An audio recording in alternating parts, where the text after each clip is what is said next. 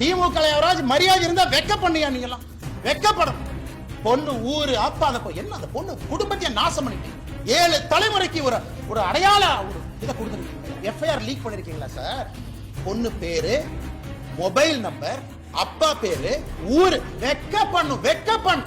காக்கி சட்டையை போட்டுட்டு அந்த ஸ்டேஷன்ல ஒருத்தவங்க எஃப்ஐஆர் இருக்கீங்களா? வெக்கமா இல்லையா உங்களுக்கு? வெக்கமா இல்லையா? அதெல்லாம் படிச்சா ரத்தம் கொதிக்கும். ஒதுக்குப்புறமாக ஒதுங்கி இருந்தேன், என் காதலனுக்கு நான் கிஸ் கொடுத்துக்கிட்டு இருந்தேன். இதெல்லாம் ஒரு எஃப்ஐஆர். கேட்டா வடக்கு தெற்கு எத்தனை நாளைக்கு அந்த இளவுல சாவரம்? எத்தனை நாளைக்கு சாவரம்?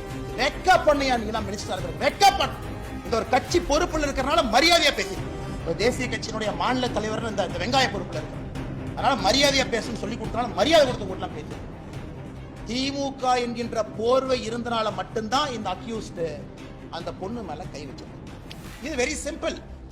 இது மூளை இருக்கக்கூடிய, ஆறறிவு இருக்கக்கூடிய எந்த மனிதனுக்கும் கூட தெரியும்.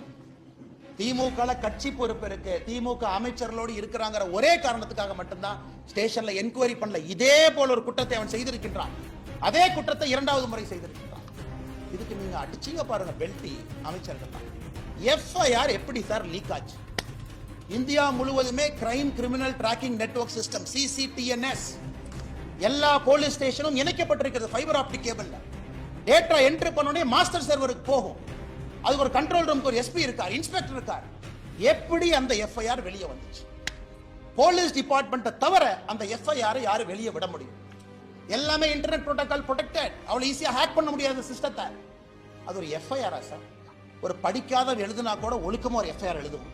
அதுல குற்றம் செஞ்சது அந்த பொண்ணா, குற்றம் செஞ்சது இந்த அயோக்கியனானே சந்தேகமா இருக்கு. ஏதோ பொண்ணு குற்றம் செஞ்ச மாதிரி எஃப்ஐஆர் எழுதிருக்கீங்க.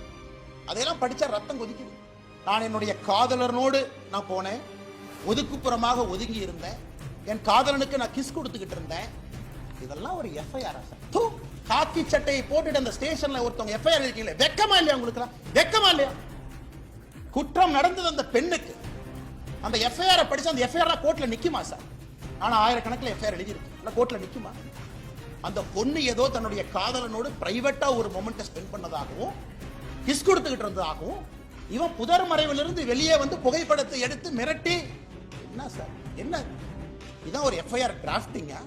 அந்த